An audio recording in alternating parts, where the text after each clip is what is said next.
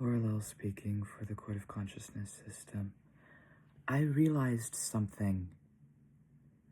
It's not lucid daydreaming, or it is, but when we're going to our world inside of us, when it's not a lucid dream, but it's also not just daydreaming, that liminal space in between, I think meditative trance state or meditative altered state of consciousness would be a fitting term for that.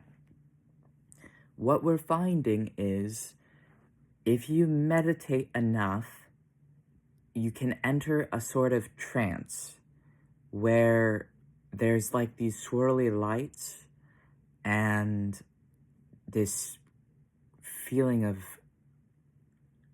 connectedness and wholeness. And when in this state from meditating, you can go there using your imagination and focus, moving your focus from your body to your desires. And if your desires are to be with your spirits, or in our case, altars, and if your desires are to be in a world within yourself, you put your focus to that world and you let your mind or minds put your senses there and allowing yourself to move from your body to this world inside of yourself.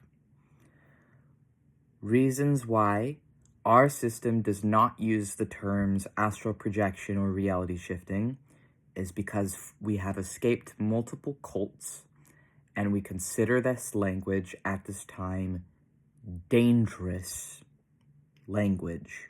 The terms we prefer to use are meditation, meditative altered state of consciousness or trance state, vivid realistic daydreaming, and lucid dreaming. The reason we prefer these terms is because they focus inwards, not outwards. And personally, we think focusing outwards is actually very dangerous. And we have found in the past that it has harmed our system. So if we're listening to a guided meditation or to meditative music, or just with each other, and entering this altered state of consciousness within our mind, then we can connect to each other through it, and we can connect to this world inside of ourselves, in our case, our headspace, as we are a system. But in other people's case, we imagine they must also have some force or form that is the mental representation of their minds and their mental landscape, or their heart or their spirit or whatever it may be. And when you go to this place inside of yourself, some people call it a soulscape. We're at this time comfortable with that term because soulscape, again, is focusing it on the person and not outside of them.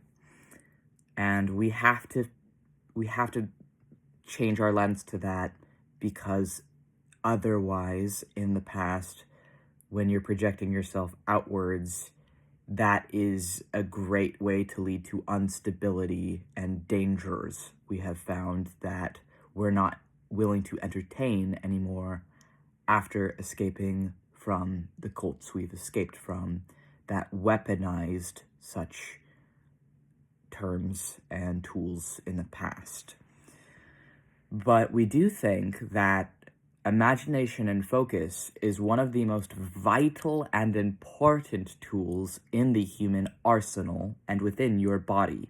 And if you learn to control these tools and to control your focus and imagination, so much of spirituality and magic comes from that alone. And so much can be gained by learning to control these things. And we live in a world that wants to control your imagination and focus, and also wants to convince you that these things are unimportant, and that physical reality is all that matters, and that you should just listen to whoever else and not to yourself and not to your own intuition. That you should be getting all your information from other things outside of yourself. And then when you learn to listen to your body and to the things inside of yourself, you realize how much can change for you outside of yourself when you listen inside of yourself. End video.